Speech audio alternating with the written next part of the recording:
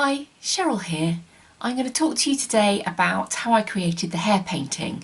It's quite bizarre because I haven't actually created it yet, but I'm going to talk you through the process as I make it. I've created the hair painting for my next art class, and hopefully this video will support those of you that came to the art class and anyone else who's interested. So I'm starting this painting with one of these panels. It's 30 by 30 centimetres and it's a cradled wooden panel. It's got a nice soft front. This is from Hobbycraft. They were doing them discounted in a sale. And as you know, I like to have some texture on my painting. So I'm starting this painting by putting lots of texture on it to get rid of this beautiful smooth surface.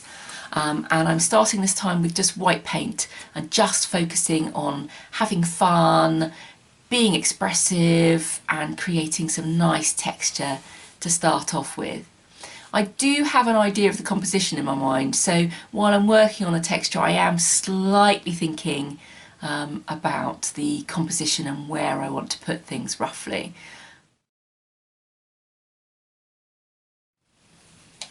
So I'm going to start by putting some texture on the canvas, and I want a nice big brush like this, which I like putting on the canvas like that, really create some texture. I'm doing an animal, I'm thinking about hair, I'm thinking about the texture that I want to create for the animal.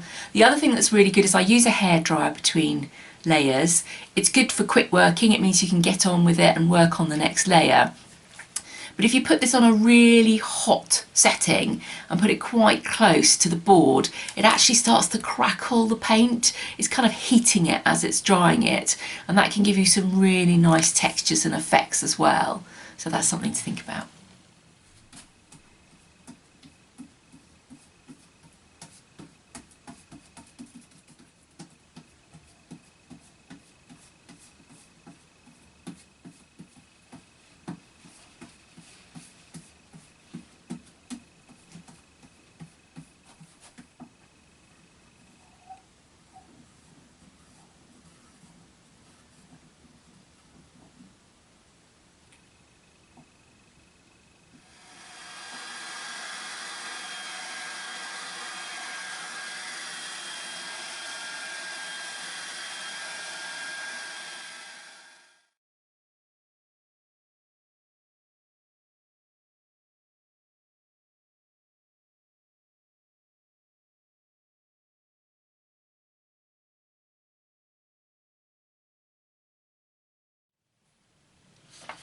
So this is my reference material for the hair.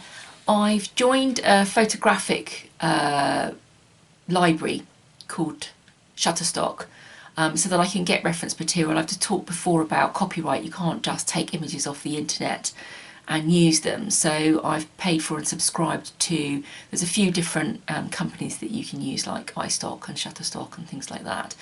So that I can start to use some reference materials from there. But again, I don't want it to be just a copy of the photograph. I want it to be my interpretation through my filter. So I'm going to do a sketch first of all, and then I'm going to transfer that sketch onto the board. So I've got a nice 4B soft pencil here. I'm holding it quite loosely, and I'm just going to do a few loose sketches. This is just a normal piece of A4 paper. I don't want it too thick because I need to transfer the design, and I've got it stuck onto a piece of nice smooth panelled board here, and here's my reference picture. So I'll do a few very loose quick sketches and see if there's one I like.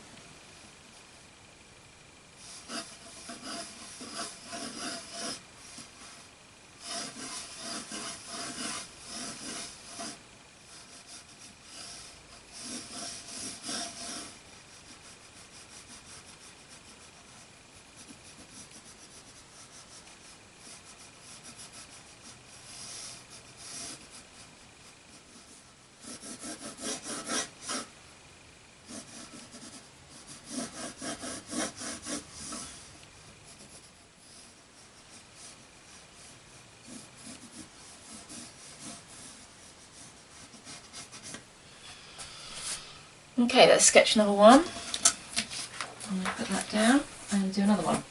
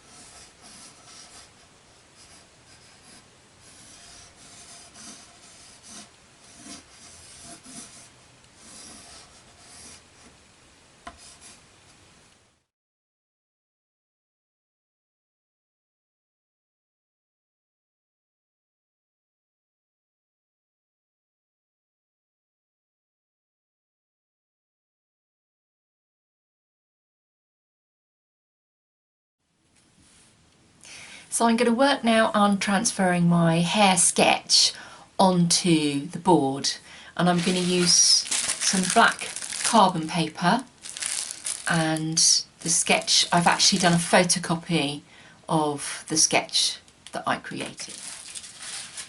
So the most important thing when you're using carbon paper, which I always do wrong, is remember that the shiny side needs to go against, this is the side that's going to transfer the ink, so that needs to go against the board. I'm using some tack to put it on. So this is a photocopy, and I'm going to use a different coloured pen, so I'm going to use a blue biro so that I can see where I've drawn and where I haven't. So you are going to trash this drawing, which is why I'm using photocopy.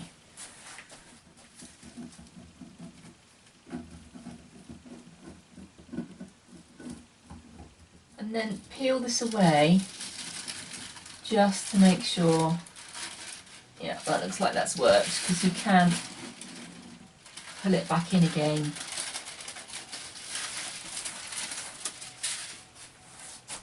If it hasn't worked, but that looks like it's worked. So I've decided the next stage in the hair painting, I'm going to do an underpainting in orange. Orange isn't a colour I've used before as an underpainting.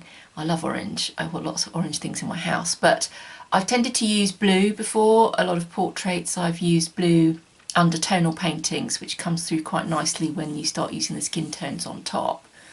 But I decided to use orange for a change. I'm also doing this for the class because I want people to start thinking about colour as tone. And I think some of the orange poking through later on in the process could be quite exciting.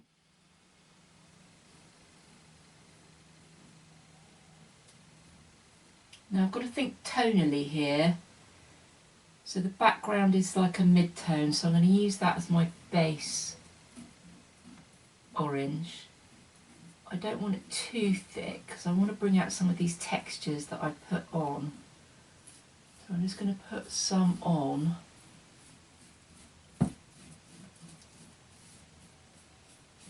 Here, just loosely.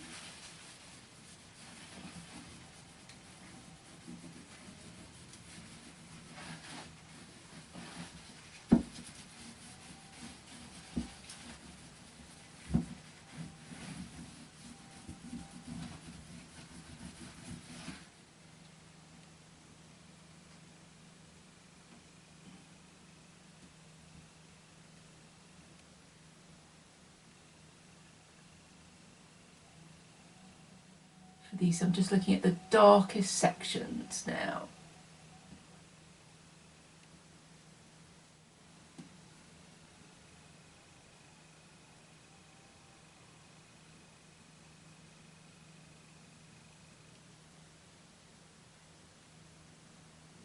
Now, is this darker or lighter than this background? Fractionally darker. So I may need to lighten the background a bit or darken this. I'm working with a black and white reference picture, again to help thinking tonally, not colour.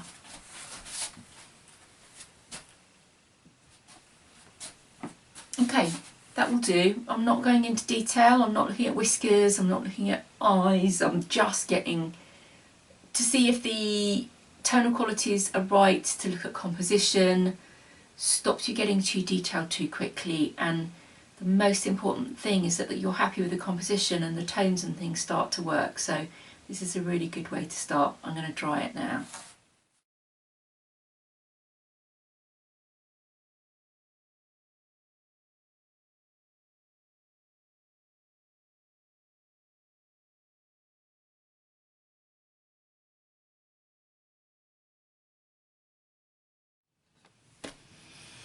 So now I'm going to work on adding some more natural colours and tones to the hair painting. I'm going to start with the lights and the darks. I'm going to be using some burnt umber, some yellow ochre and whites is going to be the focus of my palette for now, and we'll see where this goes.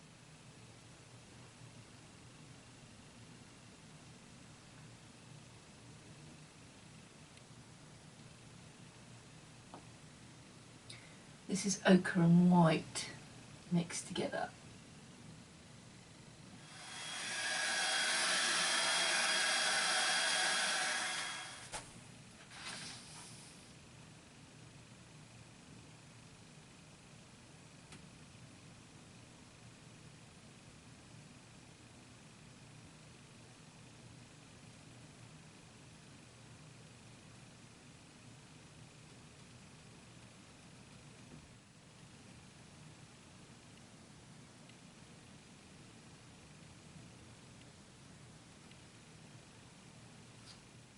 So I'm not particularly liking it at the moment as it is, but I think the massive orange background is a distraction. So I'm going to try putting some green in, but I might completely change my mind and change that colour. But it's looking at how that works with the hair.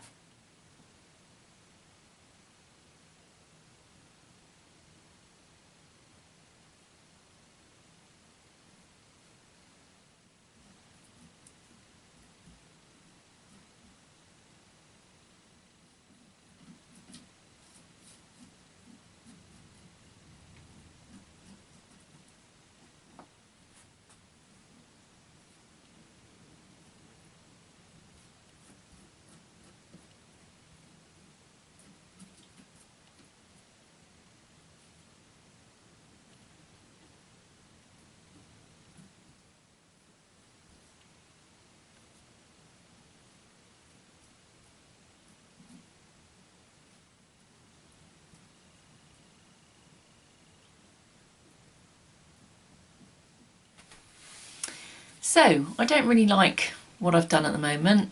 I'm not really sure what to do, but I'm thinking I'm going to start working on the flat for a bit.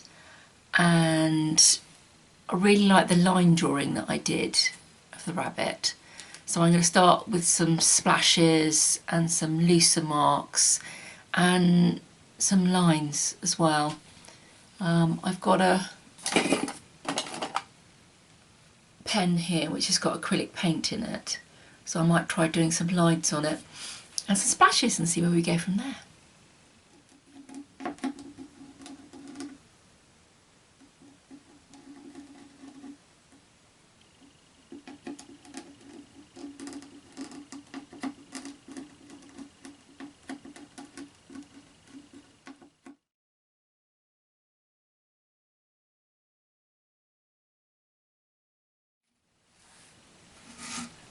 That's better. That's started to define him now. It's the contrast between the detailed lines and the looseness of the painting underneath, I think, that's starting to work.